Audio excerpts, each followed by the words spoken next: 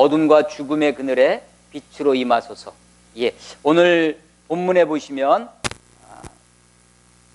78절, 79절에 이는 우리 하나님의 긍휼로 인함이라. 이로써 돋는 해가 위로부터 우리에게 임하여 어둠과 죽음의 그늘에 앉은 자에게 비치고 우리 발을 평강의 길로 인도하시리로다 라는 말씀으로 그 말씀 가운데 어둠과 죽음의 그늘에 빛으로 임하소서라는 제목을 정하게 되었습니다. 돋는 해라는 말씀이 나오는데요. 돋는 해는 우리가 올해 코로나 상황 때문에 간절곶을 비롯한 해맞이, 해돋이 관광지가 폐쇄되었다는 뉴스를 들었습니다. 돋는 해가 돋으면 땅 아래서 지평선 밑에서 혹은 바다 밑에서부터 올라와야 되는데 이 돋는 해는 위로부터 우리에게 임하는 해입니다. 위로부터 from heaven, 하늘로부터 임하는 해가 어둠과 죽음의 그늘에 앉은 우리들에게 이 땅이 어둡다라고 하는 거죠. 우리가 지금 코로나 때문에 우울에 빠지면 코로나 블루라고 합니다. 그리고 코로나 때문에 막 분노가 생긴다고 그래요. 그래서 코로나 레드라고 하고 그러다가 이제 점점 절망하게 되고 암담한 그런 상황이 되면 코로나 블랙이라고 표현한다고 하는데 이 어둠과 이 어둠의 세상 그런 곳에 실제로 예수님이 오시던 그때 구약의 약 400년 말라기에서부터 구약 성경이 끝나는 말라기에서부터 예수님 복음 시대가 올 때까지 약 400년 동안을 말씀이 없는 시대, 그래서 침묵기라고도 하고 말씀이 없어서 어두운 시기다, 그래서 암흑기라고도 합니다. 그런데 실제로 정치적인 상황이 어두운 암흑기였습니다. 기원전 586년 남왕국 유다가 바벨론에 의해서 멸망했죠. 그 이후로 계속해서 바사, 페르시아에 의해서 지배를 받고 알렉산더 대왕으로 유명한 헬라, 그리스에 의해서 지배를 받고 또 이어서 로마에, 그래서 사실 따지고 보면 586년, 약 600년 전부터 유대 땅은, 팔레스틴은 이민족에 의해서 침략, 압제와 통치를 받던 그런 시대가 됩니다. 그야말로 어두운 암흑시대가 되는 것이죠. 그 어두운 암흑시대를 뚫고 주님이 이 땅에 오신다라고 하는 것입니다. 오늘 이제 1월 1일을 맞이해서 우리가 새로운 복음서 누가복음을 읽는데요. 우리들에게는 예수님의 생애와 교훈을 가르쳐주는 4권의 복음서가 있습니다. 그래서 우리가 사복음서라고 하죠. 마태, 마가, 누가, 요한. 그 중에 3번째 책 누가복음입니다. 마태, 마가, 누가 이 3권을 우리가 같은 관점에서 보았다 해서 공관복음이라고 이야기합니다. 공관. 근데 사실은 같이 봤다고 하지만 또 자세히 읽어보면 서로 조금씩 다른 것을 보게 됩니다. 그래서 우리가 이게 한 권이었으면 훨씬 쉽게 이해를 했을 텐데 3권이어서 도움도 받기도 하지만 어떨 때는 또 좀 난감할 때가 있어요. 똑같으면 문제가 없는데 다르다는 거죠. 살짝 조금씩 다릅니다. 처음에는 옛날에는 교부시대 이래로 마태복음이 원복음이고 그 마태복음을 요약한 것이 마가복음이고 그리고 마태복음을 보충한 것이 누가복음이다, 이렇게 얘기를 하고 이해해 왔습니다. 근데 성경을 좀 더 연구해 보니까 원복음, 제일 먼저 쓰여진 복음이 마가복음이다라는 것을 알게 되었고요. 이 마가복음의 상당 부분 학자들이 그것을 이렇게 헤아려 보니까 약 93% 정도가 마태복음에 고스란히 들어있고 또 그 93%가 누가복음에, 그래서 마가복음의 상당 부분이 93% 굉장히 많은 거잖아요. 이게 마태복음과 누가복음에 기록이 되어 있어요. 그러니까 마가복음을 자료로 마태와 누가를 쓴 것이구나 라고 생각합니다. 그런데 가만히 또 들여다보니까 마태와 누가 중에 마가에는 없는데 또 마태와 누가에만 있는, 마태와 누가에 공통으로 있는 그런 본문이 있어요. 그래서 마가복음 말고 또 다른 어떤 자료가 있어서 마가에서 상당 부분, 그리고 또 다른 어떤 자료에서부터 가상의 어떤 자료에서 마태와 누가가 이것을 쓴 것이 아닌가. 그래서 이 가상의 어떤 자료를 이렇게 들여다보니까 그게 예수님의 행적과 예수님의 말씀 중에 이 가상의 자료는 예수님의 말씀, 예수님의 어록이라고 우리가 보통 얘기하는데 예수님의 말씀을 중심으로 그것이 마태와 누가에 고스란히 들어있다는 거예요. 그래서 마태와 누가는 마가와 그 어떤 자료, 가상의 자료를 바탕으로 마가의 상당 부분이 그리고 어떤 자료의 상당 부분이 그렇게 공통으로 기록되어 있다라는 것을 학자들이 이제 그것을 연구를 하게 됐죠. 그리고 나서도 또 보니까 마태는 어디에도 없는 마태만 가지고 있는 마태의 고유한 자료, 마태 특수문서라고 하는데요. 마태의 고유한 자료가 있고 누가도 누가의 고유한 자료, 누가 특수문서가 있는 거예요. 그래서 마가와 어떤 자료, 그걸 우리가 보통 Q 문서라고 합니다. Q. 이제 독일에서 처음부터 시작돼서 독일 QR이 이제 자료라는 뜻인데요. 거기서 Q 문서, 마가복음과 Q 문서, 그리고 마태의 특수문서, 누가의 특수문서, 이 네 개의 자료에서부터 마태와 누가가 왔다라고 그렇게 학자들이, 많은 학자들이 여기에 동의를 하고 있습니다. 그래서 이제 사람들이 이거 자료, 네 가지 자료, 크게 대표적으로 네 개의 자료가 나오잖아요. 네 자료. 혹은 이것을 마태나 누가가 편집을 했다라고 하면 사람들이 알레르기 같은 반응, 아니, 하나님이 계시를 받아서 쓴 하나님의 말씀인데 사람이 편집을 했다니. 그러니까 사람이 쓴 것 같아요. 우리는 하나님의 말씀이라고 믿고 있는데 편집을 했다고 하니까 상당히 거부감이 듭니다. 근데 사실은 누가복음 우리 1장 1절로 3절에 보면요, 이런 말씀이 있어요. 우리 중에 이루어진 사실에 대하여 처음부터 목격자와 말씀에 일꾼된 자들이 전하여 준 그대로 내력을 저술하려고 붓을 든 사람이 많은지라. 예, 마태, 마가, 누가 이런 사람들 말고도 많은 사람이 예수님에 관해서 우리 중에 이루어진 사실, 예수님에 관한 일이죠. 그것을 기록하려고 했던 사람들이 많이 있었다는 것입니다. 그래서 3절에 이 모든 일을 근원부터 자세히 미루어 살핀 나도, 누가죠. 나도 데오빌로 각하에게 차례대로 써보내는 것이 좋은 줄 알았노니. 예, 그렇습니다. 그러니까 말씀의 목격자, 아직도 살아있는 사람이 있어요.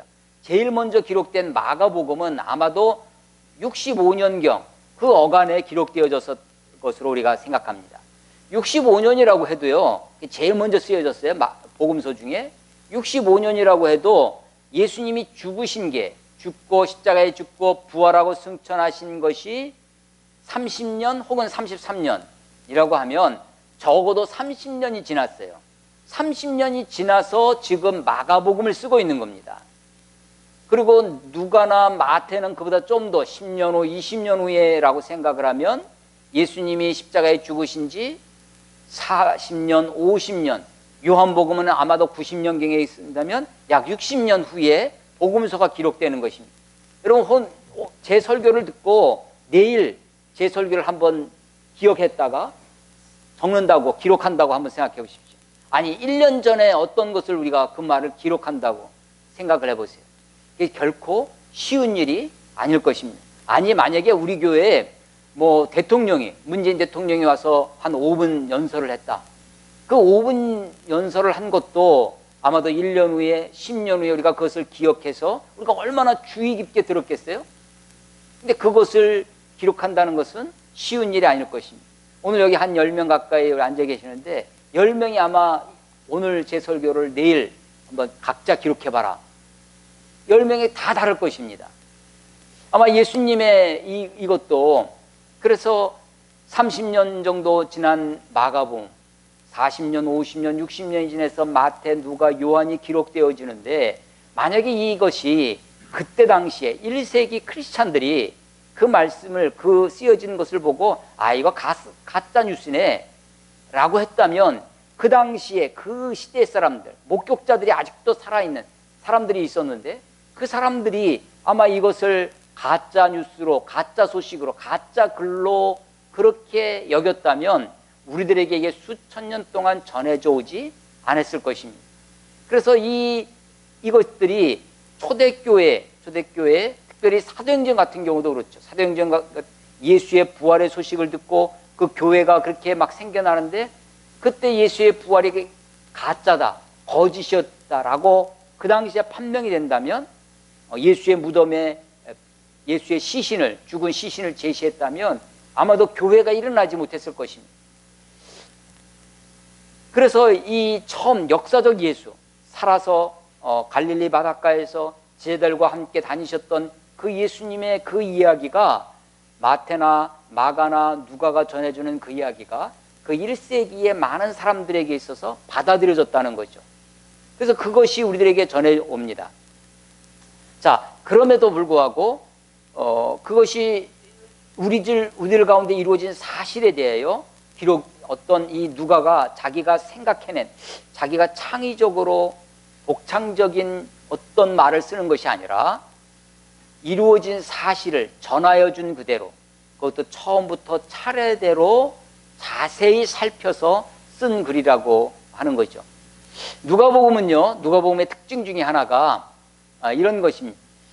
성경 66권 중에 유일하게 이방인이 쓴 것입니다.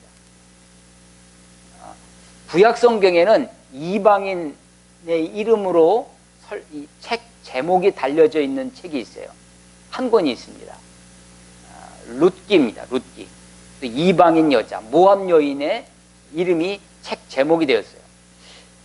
그것이 유일하고요. 그렇지만 기록은 유대인들이, 히브리인이 쓴 거죠.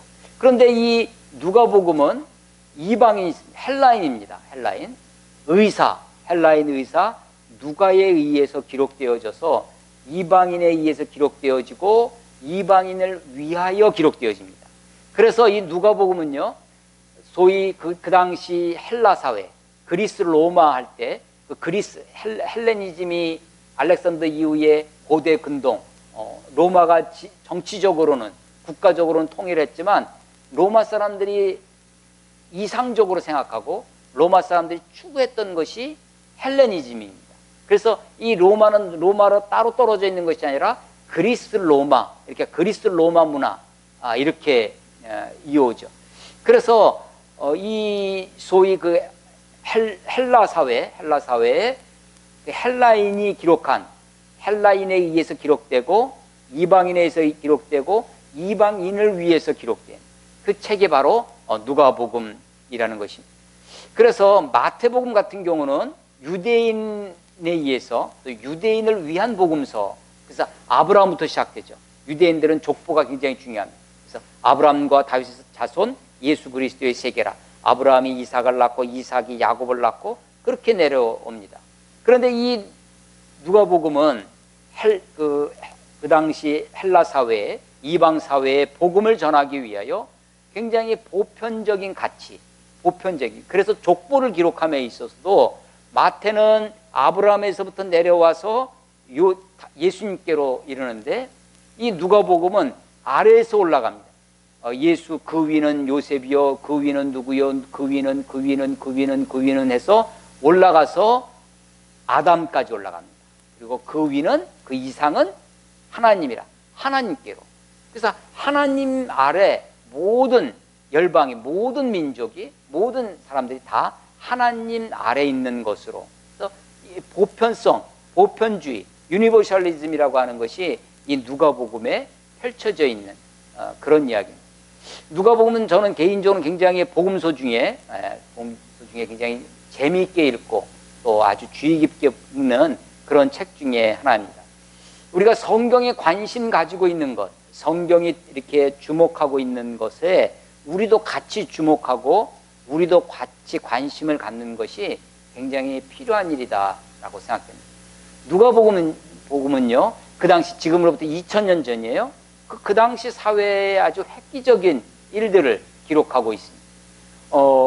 예수님의 탄생도 마태는 아버지 요셉에게 천사가 그것을 알려줍니다. 그것을 수태고지, 임신을 아이를 받는 수태를 알려주는 것, 고지, 우리 수태고지라고 하는데 수태고지가 아버지 요셉에게 있어요.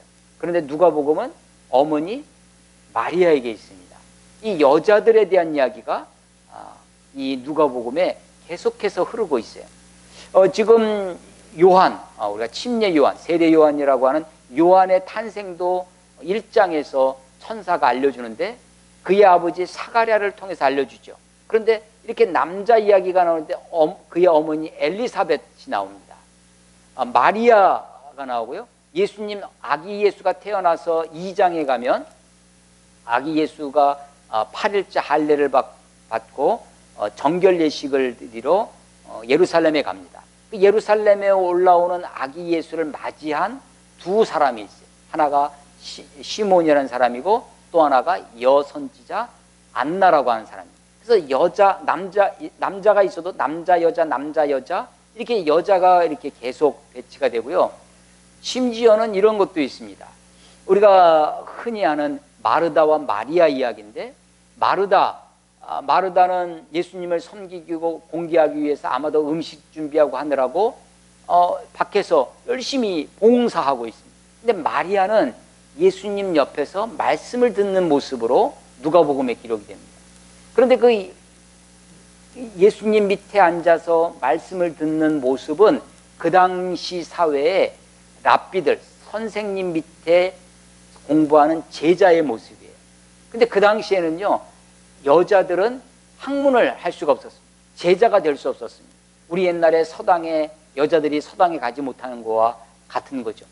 그래서 이 마리아가 예수님의 제자처럼 묘사가 되어 있는 것은 그 당시 사회에서는 굉장히 놀라운 일입니다. 심지어는 누가복음 15장에는 세 가지 잃어버린 비유가 등장하는데 하나가 잃어버린 양의 비유. 양 100마리 중에 99마리는 우리에 있고 한 마리를 잃어버립니다. 한 마리 잃어버린 양을 찾기 위해서 헤매는 목자의 비유. 그 목자가 하나님을 비유하는 거죠. 어떤 여인이 동전이 10드라카마가 있었는데 그 중에 하나를 잃어버려요. 그 하나를 잃어버린 동전을 찾기 위해서 온 집안을 쓸고 해서 그 하나를 찾습니다. 그 잃어버린 동전 그 여인이 누구냐면 하나님을 비유하는 거예요. 사람들은 깜짝 놀라는 거죠. 아니 어떻게 하나님을 여자로 비유할 수 있다니. 그 당시 사람들에게는 그것은 굉장한 센세이션한 비유였던 것입니다. 예수님과 예수님의 제자들을 공개하고 예수님은 사실은 무전취식처럼 이 마을 저 마을 다니면서 그렇게 전도 여행을 했습니다. 그래서 많은 사람들이 예수님과 그의 일행 제자들을 공개했는데 그 예수님과 그의 일행들을 돌보는 것을 주로 누가 했느냐면 여자들이 했다고 기록이 되어 있습니다. 예수님이 십자가에 달릴 때 제자들은 다 도망치고 가는데 마지막 그 십자가에서 죽으시는 그 장면까지 함께 했던 사람들이 누구였냐면 여자들이라고 기록되어 있고요. 예수님의 부활에 예수님이 장사된 그 무덤에 제일 먼저 가서 예수님의 향료를 바르려고 했던 것도 여자들입니다. 그래서 부활의 소식을 제일 먼저 전한 것이 여자들이라는 거죠. 그래서 이 오늘날 소위 페미니즘으로 대표되는 여성의 문제를 다루고 있는 책, 이게 그래서 이 소위 여성신학을 하면 누가복음을 빼놓을 수가 없습니다. 거기에다가 오늘날 우리 경제 문제가 있습니다. 가난의 문제. 우리가 달란트 비유가 있어요. 5달란트, 2달란트, 1달란트. 마태복음이 기록되어 있습니다. 근데 이 달란트는 한 달란트가 어마어마한 금액이에요. 우리 하나 하니까 굉장히 작아 보이지만 굉장히 큰 겁니다. 그런데 큰 거예요. 근데 이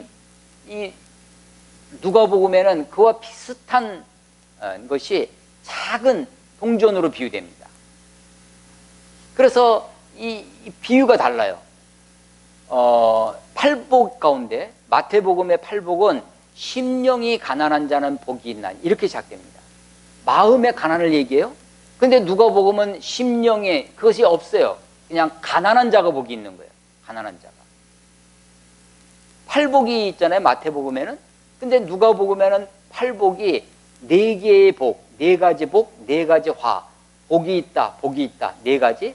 화가 있으리니 화가 있으리니 네 가지. 팔복이 그렇게 누가복음에 기록돼요. 근데 이 누가복음에 이 네 가지 복과 네 가지 화 중에 첫 번째가 가난한 자는 복이 있나니예요. 그런데 화가 있다. 첫 번째가 뭐냐면 부유한 자는 화가 있도다. 배부른 자는 화가 있도다. 그래서 이 부자와 가난의 문제를 이 누가복음은 이 가난한 사람들의 모습을 아주 잘 드러냅니다.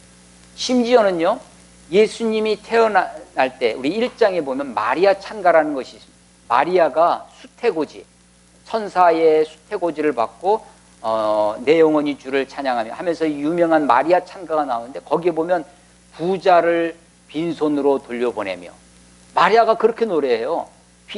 부자를 빈손으로 돌려보낸다는 것입니다. 부자 중에 삭개오가 있는데, 삭개오는 탐욕에, 그래서 누구를 착취하고 근데 그가 예수님을 만나고 내 가진 것의 절반을 가난한 사람이 나눠주고 네 것을 토색한 것이 있다면 내가 4배로 갚겠나이다. 그래서 이 가난함과 부의 문제를, 그래서 오늘날 우리 시대에 이 가난의 문제, 여성 문제, 인종 문제도 그렇습니다. 사마리아인을 그 당시 사람들은 굉장히 천시하고 아주 멸시했었습니다. 그런데 이 선한 사마리아인의 비유 어디 있냐면 누가복음에 있어요. 사마리아인 중에 예수님이 문둥병자를 고쳐줍니다. 10명의 문둥병자를 고쳐줬는데 다 그냥 자기 갈 길을 가죠. 근데 한 사람만 돌아와서 예수님께 감사를 표현해요. 근데 그 사람이 누구였느냐? 사마리아인이었더라. 그래서 감사를 표현하는 것도 사마리아인, 선한 사마리아의 비유에도 그 사마리아인이 선한 일을 행하는 거죠. 제사장과 레위인들은 그 강도 만난 사람을 외면하는데 사마리아인이. 그래서 사마리아인이 인종 문제가, 죄인, 예수님의 향료를 붓고 예수님의 발을 씻겨줬던 여인의 이야기가 나옵니다. 누가복음에도 기록되는데 그것으로 예수님의 자기 머리로 예수님의 머리를 닦고요. 그 여자를 아주 노골적으로 누가복음은 죄인인 여자, 아마도 그 죄인은 매춘부를 얘기를 하는 것입니다. 그러니까 이런 그 당시 소외계층, 그 당시 천대받던 죄인, 세리, 사마리아인, 이런 사람들, 강도 만난 사람, 이런 사람들을 누가복음은 관심 있게 보고 있어요. 그래서 그런 사회적인 문제를 다룰 때 누가복음을, 그래서 소위 희년의 복음을 외치는 것 누가복음이. 누가복음이 그렇게 여러 가지 문제들에서 관심 있게 보고 있고 우리들에게 알려주고 있는 책, 참 귀한 복음서라고 생각하고 있습니다. 성경에 관심 갖는 것, 성경에 언급하는 것을 우리도 언급하고 우리도 관심 갖고 하는 것은 굉장히 중요한 일입니다. 그리고 굉장히 잘하는 일이라고 생각합니다. 그러나 성경에 관심 가진다고 해서 그 관심 중에 그 중에서도 정말로 주님의 관심이 무엇이냐 하는 것을 우리가 놓치지 말아야 할 것입니다. 이런 것입니다. 예수님이 오병이어에서 5천 명을 먹이셨어요. 가난한 사람들의 배고픈 군중의 배를 채워주셨습니다. 그렇지만 예수님이 내가 가난한 사람들의 이 경제적인 문제를 해결하러 내가 왔다라고 말씀하신 적은 한 번도 없어요. 예수님이 많은 병자를 고쳐주셨는데 내가 병자를 고쳐주러 왔다라고 말씀하신 적이 없고, 예수님은 이렇게 말씀해요. 나는 잃어버린 자를 찾아 죄인을 회개케 하기 위해서 왔노라 라고 말씀하십니다. 오늘 누가복음 1장 중에 마지막 부분, 1장이 굉장히 길죠. 80절까지 있습니다.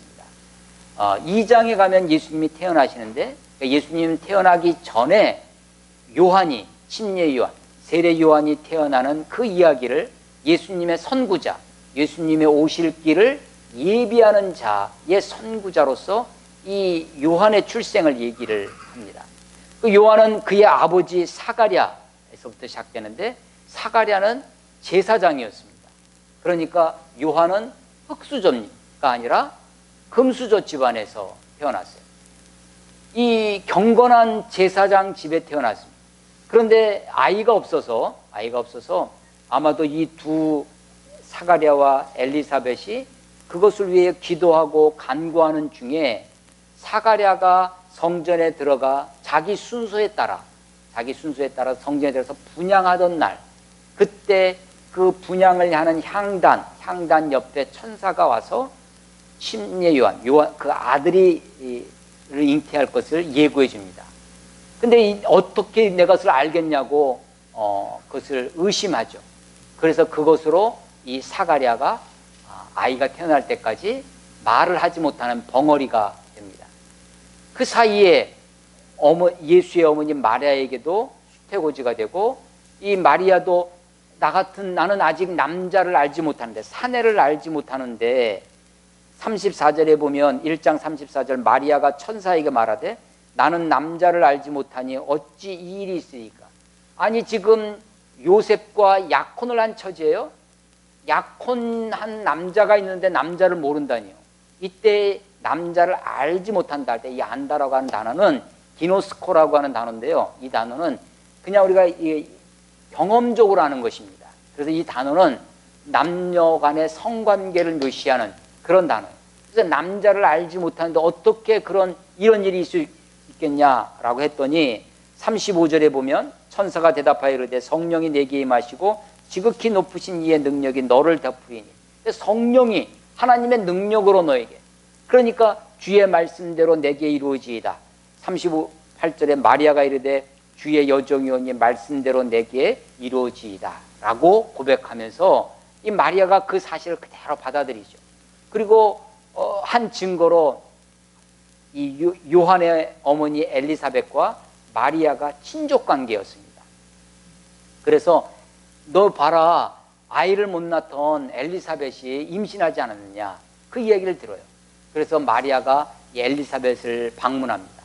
그랬더니 이 엘리사벳이 임신한 아이 요한을 태중에 가지고 있는 이 엘리사벳이 그 아이가 막 뛰놀죠.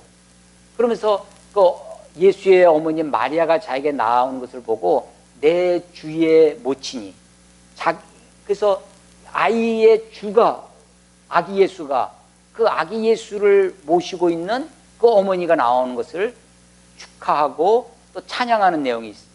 그러면서 3개월 동안 이 엘리사벳과 마리아가 함께 있다가 마리아가 자기 고향으로 돌아가고 엘리사벳이 아이를 낳죠.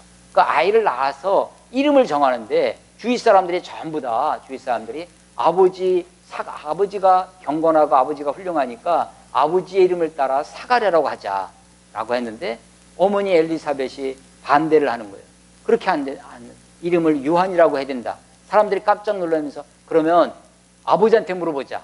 아버지가 그 말을 못하니까 서판을 가져다가 쓰게 하자. 썼더니 요한이라고 쓰는 거예요. 사람들이 깜짝 놀라죠. 그제서야 요한, 이 아버지 사가랴의 입이 열려서 말을 하기 시작했다라고 하는 것입니다. 그러면서 그가 예언하는 장면이 오늘 67절 이하입니다. 그 붙인 사가랴가 성령의 충만함을 받아, 이 누가가 기록한 이 누가복음과 또 하나 사도행전을 누가가 썼어요.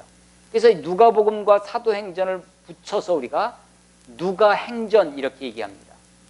신약 27권 중에 누가가 쓴 누가복음과 사도행전은 권수로는 2권밖에 안 되지만 누가복음 24장, 사도행전 28장, 벌써 장수가 많죠.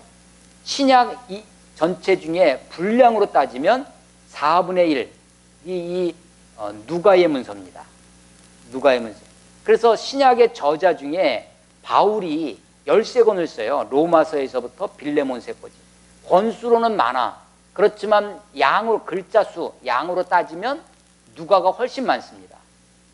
그래서 누가가 2권이지만 상당 부분을 썼고요. 바울이 상당 부분을 쓰고 사도 요한이 요한복음과 요한계시록, 요한 1, 2, 3서 5권을 쓰죠. 요한문서, 그리고 바울의 서신, 그리고 누가문서. 이 누가문서 중에 누가와 사도행전, 특히 사도행전을 읽어보면요, 사도행전은 별명이 성령행전이에요. 성령의 충만함을 받아, 성령의 이끌리심 받아, 성령이 운행하시는 모습을 사도행전에 많이 나와요. 근데 이 누가복음도 성령에 대한 기록이 많이 나옵니다. 성령이 그 위에 임하여서 성령의 충만함을 받아. 대표적인 것이 이 특별히 1장, 2장, 3장, 4장에 성령의 이야기가 많아요. 성령의 감동을 받아 사가랴가, 성령의 충만을 받아 엘리사벳이 예언 찬양을 하고요. 마리아도 성령이 그에게 임하십니다. 성령으로 이제 4장에 가면 성령의 충만함을 받는 분이 누구냐면 예수님이세요. 성령의 충만함을 받는다고 하면 가장 성령으로 충만하신 분이 누구겠어요? 당연히 예수님이죠. 예수님이 침례를 받고 물에서 올라오실 때, 세례를 받고 침례를 받고 물에서 올라오실 때 성령의 비둘기처럼 그에게 임하십니다. 그래서 4장에 보면 그가 성령의 충만을 받아 광야에 나가 이제 시험 받으시고 이제 공생애를 시작하시는 거예요. 그 이후로는 성령으로 충만한 예수의 행적, 예수님이 행하시는 것은 다 성령님과 함께 하시는 거예요. 그 위에는 성령에 대한 이야기가 없습니다. 왜냐하면 예수님이 성령님 그 자체시니까. 그러다가 마지막에 예수님이 부활하고 승천하실 때 마지막 당부가 뭐냐면 성령이 너에게 임하실 때까지 여기에서 기다리라 라는 것으로 끝나는 것이 누가복음입니다. 그리고 사도행전을 가면 그 성령이 임하시죠. 저들에게. 이 성령의 책이에요. 자, 67절 오늘 설교의 본문입니다. 그 붙인 사가랴가 성령의 충만을 받아 예언하여 이르되 찬송하리로다. 주 이스라엘의 하나님이여 그 백성을 돌보사 속량하시며 우리를 위하여 구원의 뿔을 그 종 다윗의 집에 일으키셨도다 라는 것입니다. 그 백성을 돌아보셨다. 이 문구는요, 마치 어떤 말씀이 생각나냐면 출애굽기가 생각납니다. 출애굽기에 보시면 출애굽기 1장 2장에 그 애굽에서 고통받는 그들이 울부짖음, 이스라엘 백성들이 히브리인들이 그 부르짖음을 저들의 고통 소리를 들으사 저들을 돌아보셨다라는 말씀이 나옵니다. 자기 백성을, 그 백성을 돌아보사. 출애굽기 2장 24절에 하나님이 그들의 고통의 소리를 들으시고 하나님이 아브라함과 이삭과 야곱에게 세운 그 언약을 기억하사 하나님이 이스라엘 자손을 돌보셨고 하나님이 그들을 기억하셨더라. 하나님이 저들을 돌보십니다. 그 백성을 돌아보세요. 그리고 하나님이 아브라함과 맺었던 언약을 기억하셨다라고 하는 것이 출애굽기의 시작입니다. 고통받건 애굽에 내려가서 400년 동안 그 억압받던 그들, 고통받는 그들의 울부짖음을 들으셨다는 것입니다. 이제 신구약 중간기의 그 암흑시대에 고통받는 이스라엘 사람들을, 히브리인들을 그 고통에서 하나님이 그 백성을 돌보셨습니다. 그리고 하나님이 저들과 맺은 언약을 기억하세요. 오늘 1장에 72절 보면 72절 우리 조상을 긍휼히 여기시며 그 거룩한 언약을 기억하셨으니 곧 우리 조상 아브라함에게 하신 맹세라. 하나님이 아브라함과 이삭과 야곱과 맺으셨던 그 언약을 기억하십니다. 그리고 저들의 고통을 돌아보세요. 그래서 이 출애굽기에서 구원받는 것처럼 이 지금 암흑시대에 그리스도께서 메시아로 그리스도로 오시는 그것이 바로 이스라엘 백성들을 돌보시사 그들 가운데 오시는 것과 같다는 것입니다. 69절에 나와 있는 구원의 뿔, 여러분 마치 뭐냐면 바이킹 같은 거 보면 그 추장이 대표가 이렇게 뿔 달린 모자 막 쓰고 있잖아요. 이 뿔은 힘, 권세, 능력의 상징입니다. 구원의 뿔, 그 구원이 하나님의 능력으로 임한다고 하는 것을 상징하죠. 시편 18편 1절 나의 힘이 되신 여호와여 내가 주를 사랑하나이다 라고 시작되는 그 18편은 다윗의 시 중에 유명한 시죠. 그 18편 2절에 여호와는 나의 반석이시요 나의 요새시요 나를 건지시는 이시요 나의 하나님이시요 내가 그 안에 피할 나의 바위시요 나의 방패시요 나의 구원의 뿔이시라. 나의 구원의 뿔. 다윗이 노래하는 것입니다. 근데 이 사가랴가 그 예수님의 지금 사실은 자기 아이가 태어났어요. 요한이 태어났습니다. 그 요한이 태어나자 그의 이름을 요한이라고 하자라고 하면서 그의 입이 닫혔던 입이 열리고 하나님 앞에 찬송을 드리면서 예언을 하는 거예요. 67절에 예언이라고 되어 있는데 그 예언은 하나님께 대한 찬송입니다. 그래서 이 성경의 예언의 은사가 있죠. 그런데 이 성경의 예언은 개인의 길흉화복을 말하는 점치듯 하는 예언이 아닙니다. 성경의 예언은 하나님의 나라와 하나님의 나라의 도래, 하나님의 심판, 종말, 그것에 대한, 그리고 하나님의 나라, 하나님의 구원의 역사를 이끌어 가기 위하여 선택된 이스라엘 민족, 하나님의 구원의 역사, 구속사, 구속사회에 관계된 예언이지, 개인의 동쪽으로 이사해야 된다, 누구와 결혼해야 된다, 어느 대학을 가야 된다, 이 사업을 해야 되는지 말아야 되는지, 이 건을 계약을 해야 되는지 말아야 되는지, 이 병이 날 건지 말 건지, 이런 개인의 길흉화복을 이야기하는 것은 점쟁이, 사술입니다. 성경의 예언은 그런 예언이 아니죠. 이 사가를 통해서 성령의 충만을 받아 예언하시는데 하나님을 찬송하는 거예요. 찬송을 하고 있습니다. 구원의 뿔을 다윗의 집에 세우셨다고 그렇게 노래합니다. 그런데 70절, 이것은, 그러니까 하나님이 이스라엘 백성을 돌아보시고 구원의 뿔을 다윗의 집에 세우신 것은, 70절, 이것은 주께서 예로부터 거룩한 선지자의 입으로 말씀하신 바와 같이, 선지자의 입을 통해서 말씀하신 바와 같다는 거예요. 그런데 이 선지자의 입을 통해서 말씀하신 것은 어느 특정한 말씀을 인용한 것이 아니라 구약 전반에 걸친 하나님의 말씀을 사가랴가 지금 이야기하고 있는 것입니다. 71절, 우리 원수에게서와 우리를 미워하는 모든 자의 손에서 구원하시는 일이라. 하나님이 지금 하시는 일은 우리를 구원하시는 일이라는 것입니다. 그래서 이 누가복음에 특히 1장 끝 무렵에 사가랴의 예언의 핵심 단어는 뭐냐면 구원입니다. 구원. 하나님이 우리를 구원하신다는 것. 그 구원과 가장 비슷한 단어가 뭐냐면 68절에 있는 속량입니다. 속량. 속은 값을 주고 종의 그 노예 값을 지불하고 그를 자유케 할 때 속전을 주는. 그래서 이 속량은 다른 말로 해방, 자유라는 것으로 바꿀 수도 있는 단어예요. 리뎀션이라고 하는 단어인데, 속량하셨다. 그런데 값을 지불해서 그를 자유케 하는데, 우리 한글로 번역할 때 량자를 써요. 량자는 좋을 양자입니다. 옛날에 우리 조선시대에 양민과 천민이 있었어요. 천민, 노예 종이죠. 그 천민이 자기의 값을 지불하고 양민이 돼요. 그래서 천민을 양천제, 크게 신분제의 사회였죠. 그래서 천민이 양민이 되는 것. 근데 그걸 어떻게 하는 거냐면 값을 지불하고 양민이 되는 것. 그것을 뭐라고 하냐면 속량이라고 하는 거예요. 속량. 아주 굉장히 우리 한국적인 단어의 번역이죠. 값 지불해서 자유케 하는 겁니다. 구속함을 받았다, 구원함을 받았다라는 거예요. 구원의 단어와 비슷한 단어 속량입니다. 또 구원과 비슷한 단어가 74절에 있어요. 우리가 원수의 손에서 건지심을 받고, 원수의 손에서 건지심, 구원을 받았다는 거죠. 자, 그래서 71절에 우리 원수에게서와 우리를 미워하는 모든 자의 손에서 구원하시는 일. 어디로부터의 구원? 원수로부터의 구원입니다. 원수로부터의 구원. 그래서 이게 내가 나를 종살이를 하는 주인, 그 주인이 누구냐면 나를 지금 종으로 부리는 것이 원수라는 거예요. 원수가 나를 종부리듯 하는 거죠. 그 원수로부터의 구원입니다. 75절, 종신토록 주의 앞에서 성결과 의로 두려움이 없이 섬기게 하리라 하셨다.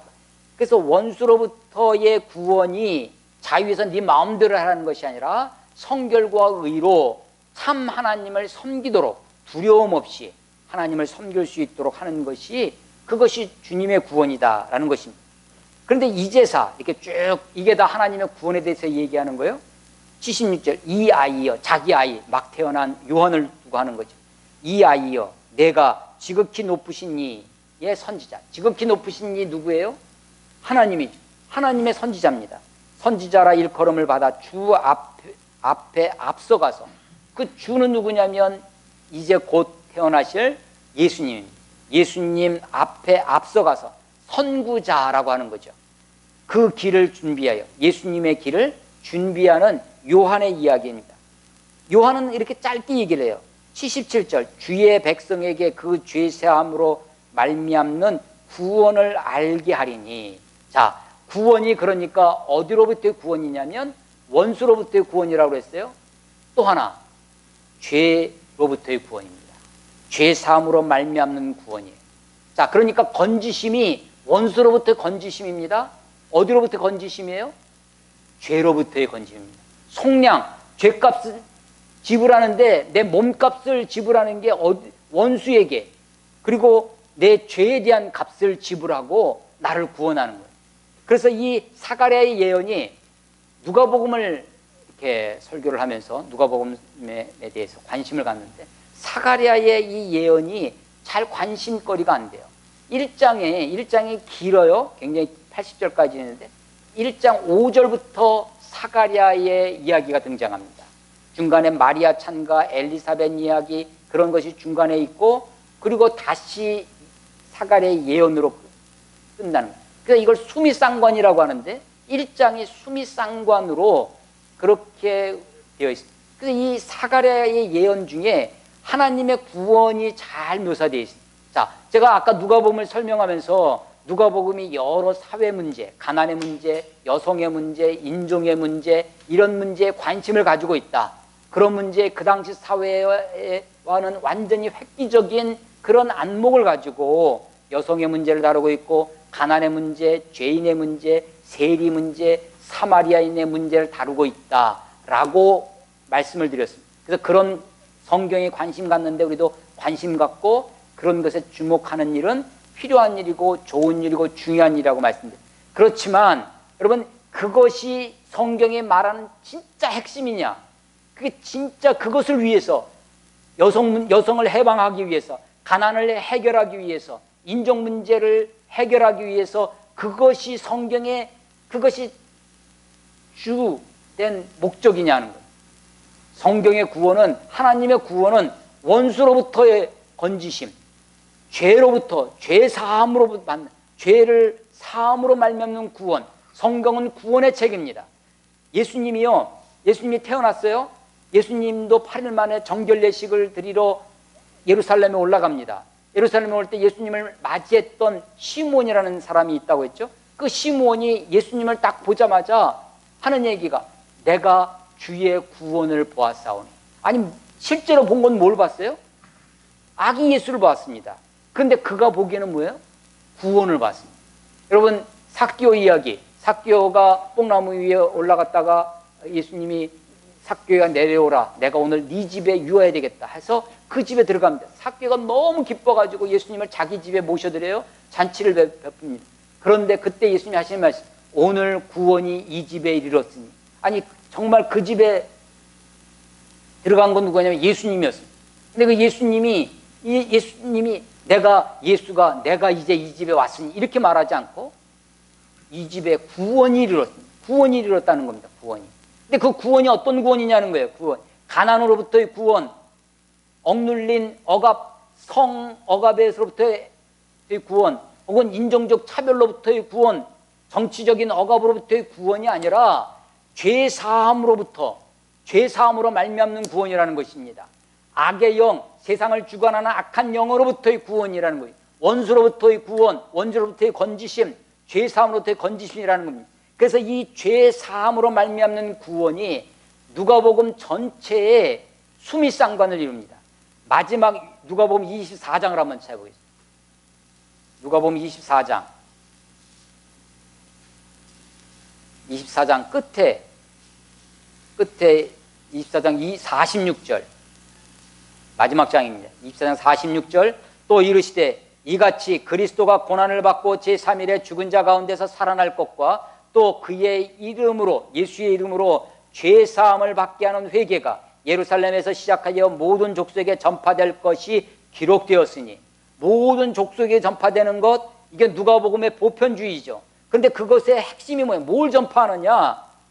예루살렘에서 시작해서 모든 족속에 전파되는 것이 뭐냐? 죄사함을 받게 하는 회개라는 거예요. 죄사함을 받게 하는. 그래서 예루살렘에 있던 유대인들이 로마로부터 해방되는 것, 예루살렘에 사는 유대인들이 가나안에서부터 벗어나는 것, 그것이 성경이 전하는 핵심이 아니라, 물론 성경에 누가가 관심 가지고 있는 여러 문제가 있습니다. 그래서 우리 사회가, 이 세상이 여성 문제가, 가난의 문제가, 인종의 문제가, 차별의 문제가 해결되어지고, 그런 문제들이 성경적인 안목으로 해결되어지는 것이 굉장히 좋은 일이라고 생각됩니다. 그리고 그런 데서도 성경이, 기독교가 메시지를 전할 수 있으면 좋겠다는 생각입니다. 기독교적인 가치관, 기독교적인 세계관이 곳곳에, 우리 사회 곳곳에, 정치 사회 곳곳에 그렇게 스며들어갔으면 좋겠습니다. 그러나 세상이 아무리 좋아져도, 세상이 아무리 정의롭고 세상이 아무리 공평하게 된다 할지라도 이 세상 그 자체는 하나님의 나라는 아닙니다. 세상이 아무리 좋아져도 그것으로 하나님의 나라가 되지 않을 것이라고 저는 생각합니다. 그러므로 하나님의 나라는 하나님의 종말로, 하나님의 심판으로 이루어질 것입니다. 성경이 많은 관심을 가지고 있지만 성경의 제1의 관심은 구원에 있습니다. 그것은 죄로부터의 구원입니다. 그것은 하나님이 우리를 긍휼히 여기심으로 되어지는 것입니다. 하나님이 주의 백성들을 77절에 주의 백성에게 죄사함으로 말미암는 구원을 알게 하리니, 알게 하는 것, 무엇을 알아야 되느냐? 여성 해방도 알아야 되죠.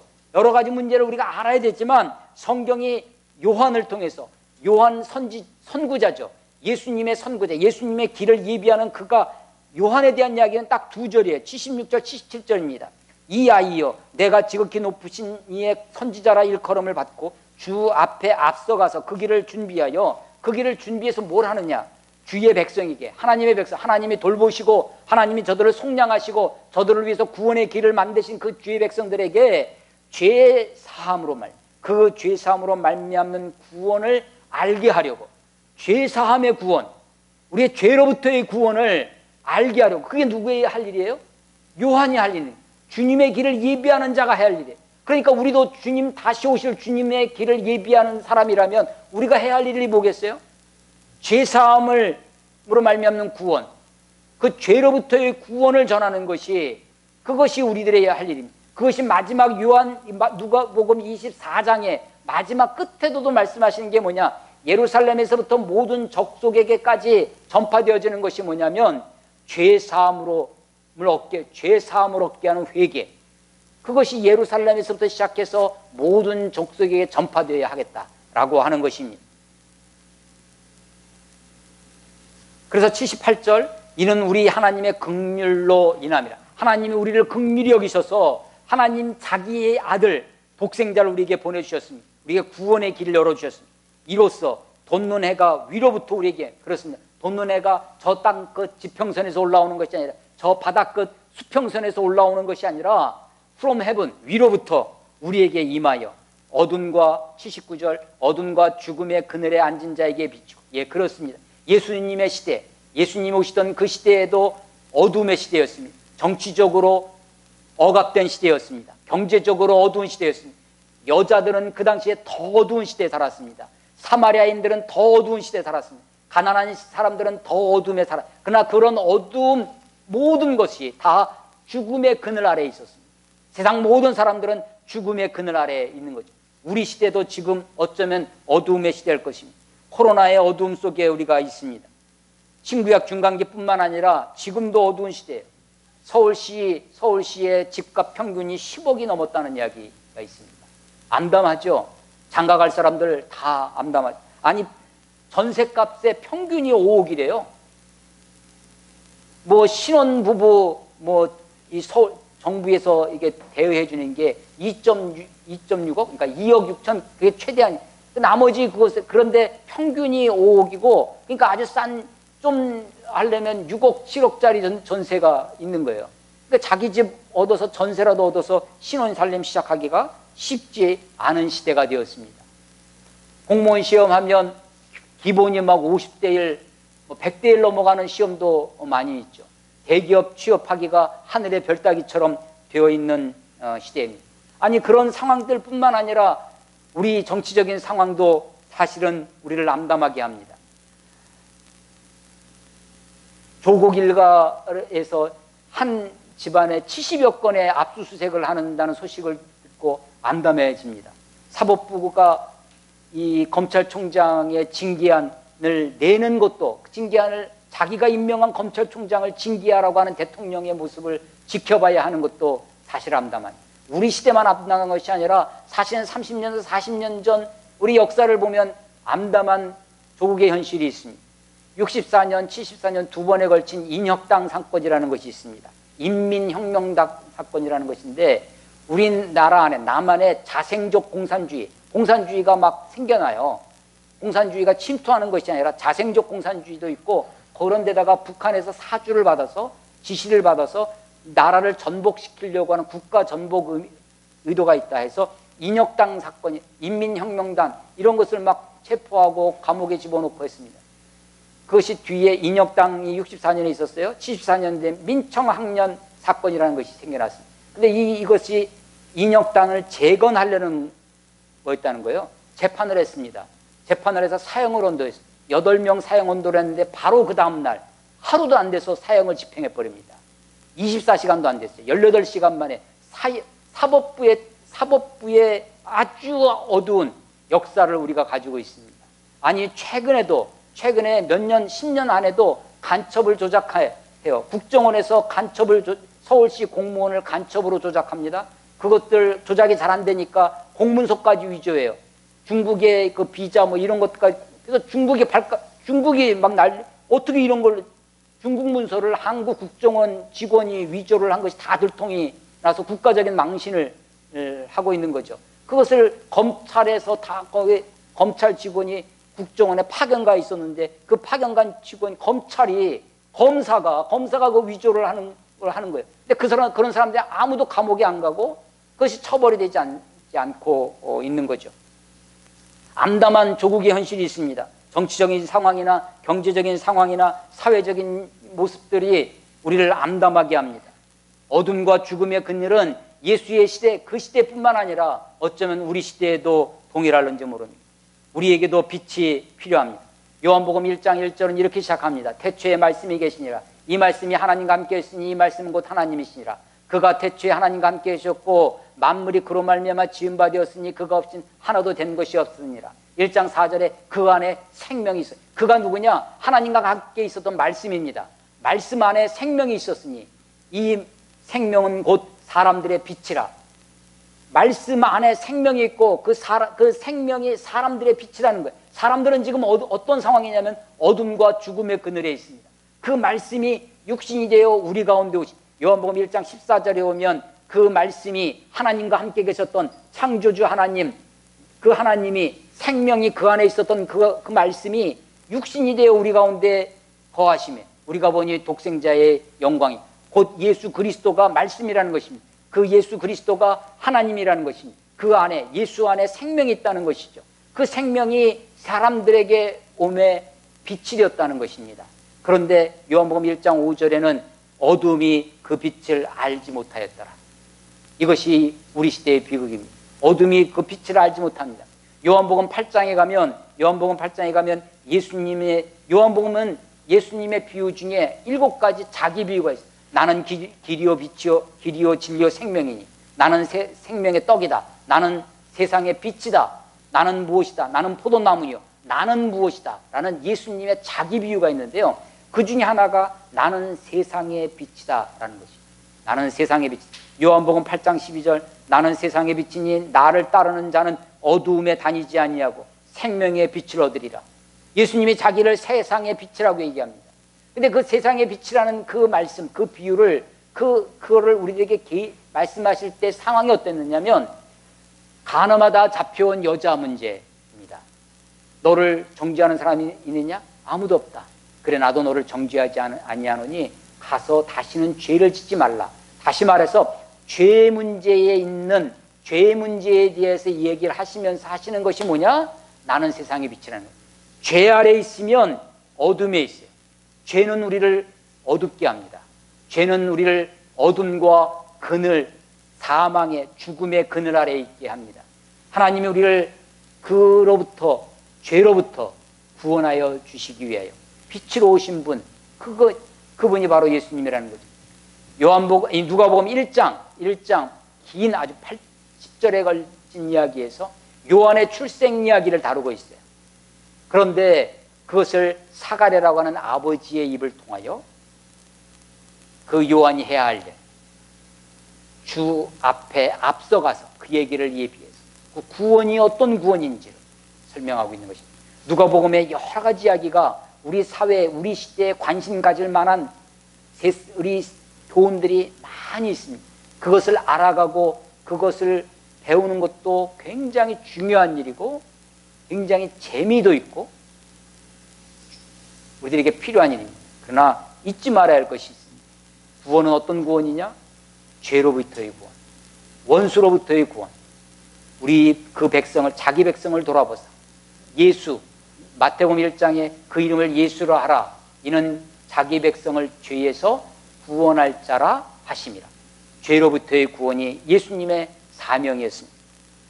이 죄사함의 기쁨이, 이 죄사함의 은혜가 저와 여러분에게, 이 누가복음을 읽는, 우리가 3월 말, 4월 초까지 읽을 겁니다.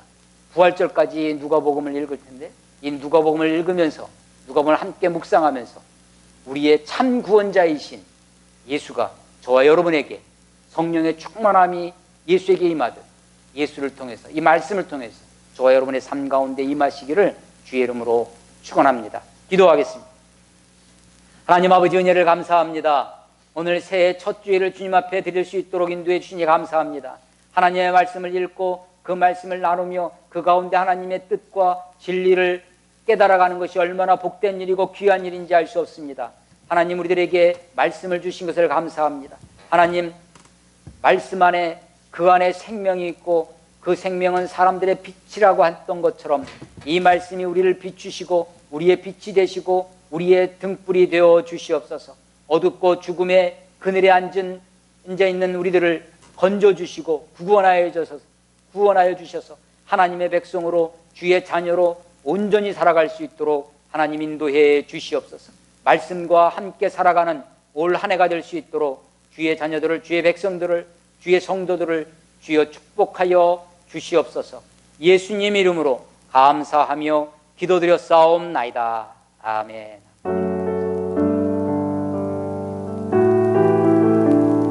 주님 말씀하시면 내가